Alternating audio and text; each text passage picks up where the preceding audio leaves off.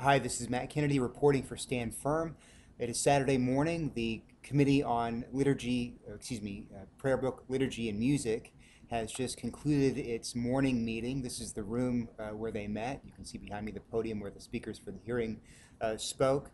The discussion today was rather short. It was preceded by a long discussion or hearing for other matters before this committee that have nothing to do with human sexuality. But then after that, this committee began to discuss. And what happened yesterday is that the committee had broken into two subcommittees to work through the various resolutions that had been submitted.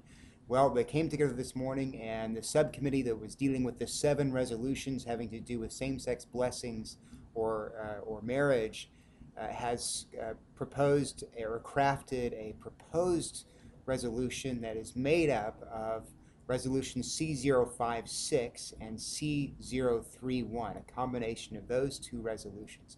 Essentially, what this new combined resolution will do is authorize individual dioceses to move forward with the creation of rites for blessings and marriages. Really, it's up to the individual diocese.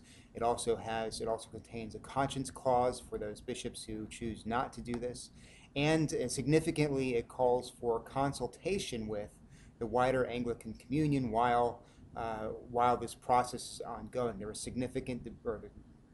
debate after the proposal was passed out as to what or how that consultation would be done. Many members, especially members of the deputies, opposed any suggestion on the part of the bishops that the consultation with the wider communion would include the possibility of being told no, that the consultation should be simply one in which we tell them what we're going to do, and then the rest of the communion adds their input, and we listen to them, but they do not have a veto power over the church, over the Episcopal Church's actions. The bishops were amenable to that, but they did think it was important to consult, and some bishops suggested that the consultation should be taking place prior to any action on the part of the Episcopal Church. There should be a process: consultation first, then action. But that also is subject to debate.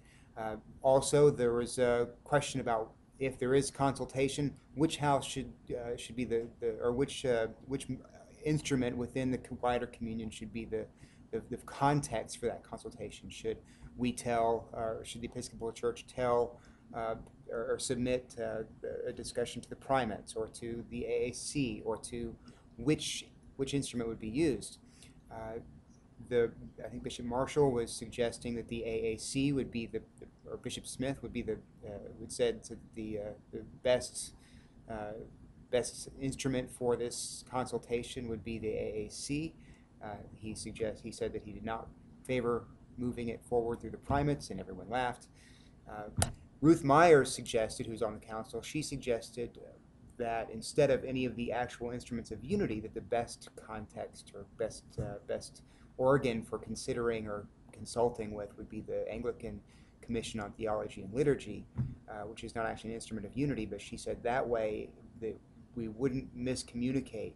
We wouldn't make anyone else in the communion or lead anyone else in the communion to believe that this is anything less than a consultation, not a request for permission.